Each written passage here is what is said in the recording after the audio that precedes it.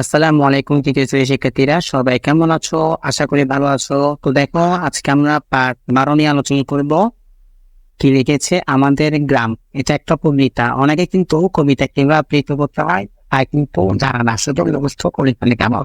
তো আজকে ভিডিওর মধ্যে আমরা কিভাবে আবৃত্তি করি সেটা শিখে ফেলবো। তো দেখো এখানে কি বলেছেন, আমাদের গ্রাম।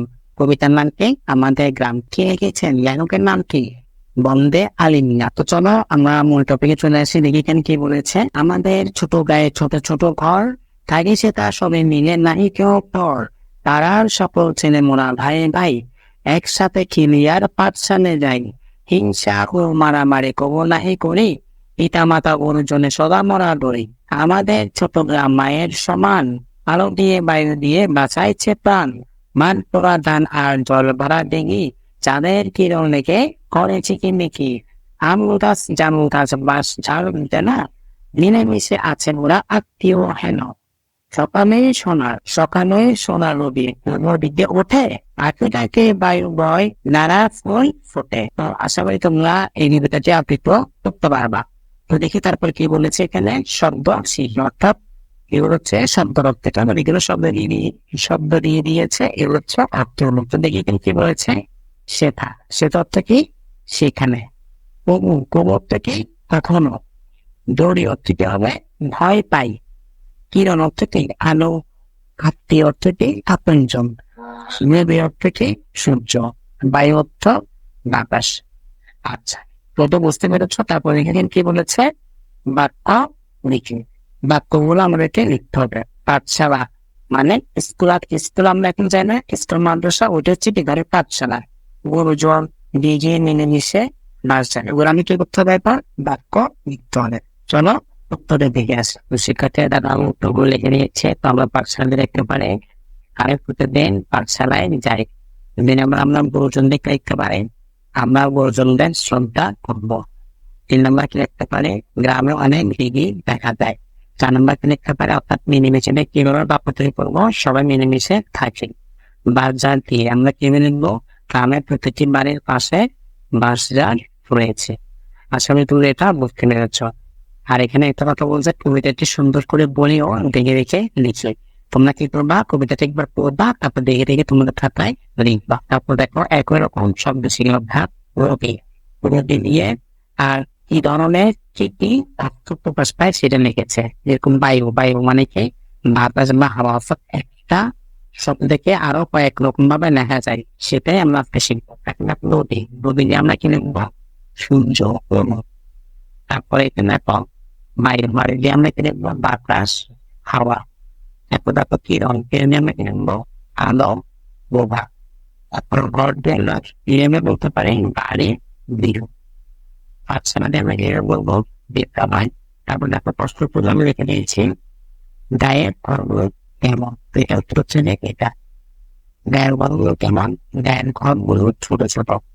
তারপর দেখো 2 নম্বরে কিন্তু গেছি, পাড়ার সব ছেলে একসাথে কি কি করে। আমার উত্তর হচ্ছে এটা। কেমন? দেখবো যে চিত্র, পাড়ার সব ছেলে একসাথে খেলাধুলা করে এবং পাঠশালায় যায়। এতগুলো এটা বুঝছ। তারপর 3 নম্বর দেখো, জল ভরা দিঘি, ঝিকিমিকি করে কেন। এটা হচ্ছে এটাই। আমরা এটা কি লিখবো? তাদের কিরণ লাগার কারণে জল ভরা দিঘি ঝিকিমিকি করে। তারপর শেষ প্রশ্ন হচ্ছে কি, আত্মীয় মতো মিলেমিশে কারা আছে। আমরা লিখবো যে উত্তর, গ্রামের আম গাছ, জাম গাছ ও বাঁশ চার আত্মীয়র মতো মিলেমিশে আছে। তারপর আমরা এখানে কি শিখবো, সঠিক উত্তর বাছাই করে বলিও লিখি। আমরা এখানে সঠিক উত্তর গুলো লিখবো। তো দেখো এটা এখানে হচ্ছে ধরো পরীক্ষার জানলা 1 নাম্বার। 1 নাম্বার এখানে দিয়ে দিবে। 1 নাম্বার গ্রামকে চোরা করেছেন, তাই স্ত্রীর সাথে বলতো মায়ের সাথে, বাবার সাথে, বোনের সাথে নাকি মায়ের সাথে কি হবে স্যার? মায়ের সাথে হবে, তাই না? ক নাম্বার নিচেটা পাবে ক নাম্বার। এখানে আমি তোমাকে একটা শিখে দিচ্ছি, বাকিগুলো একই নিয়ম। লিখবা ধরো এটা 1 নাম্বার ছিল, তুমি কি লিখবা? 1 লিখবা বা ক লিখে তুমি তো মায়ের সাথে তো লিখে কি ওটা লিখতে হবে। মায়ের অন্যের একটা সমস্যা হচ্ছে, তোমরা নিজে খাবো মায়ের সাথে। তো মায়ের সাথে তো তোমরা এই যেটা আছে এখানে মায়ের সাথে আছে, এটা পুরোটা এখানে লিখে ফেলবো সুন্দর করে। কেমন? আশা করি তুমি এটা বুঝতে পারবা। তারপর দেখো এখানে এখানে আমরা 2 নম্বরে কি করতে পারি, এখন করবো না, কি করবো না, খেলাধুলা ও পড়াশোনা, শ্রদ্ধা ও সম্মান, হিংসা ও মারামারি, আদর ও স্নেহ। স্যার এটা তো স্যার ভালো কাজ, এটাও ভালো কাজ, এটাও ভালো কাজ, যদি এটাকে ভালো কাজ, হিংসা ও মারামারি এটা ভালো কাজ নয়, কারণ এটা কি আমরা করবো, এটা আমরা করবো না, কারণ এটা উত্তর কোনটা, উত্তর কিন্তু এটা আমাদের উত্তর কি হবে, এটা আমরা কখনো করবো না, আমরা কি করবো না, এটা করবো না। তাহলে এখানে আমি যে তুমি কিভাবে শিখে দিয়েছিলাম সেটা কত 2 নাম্বার দিয়ে দিবা।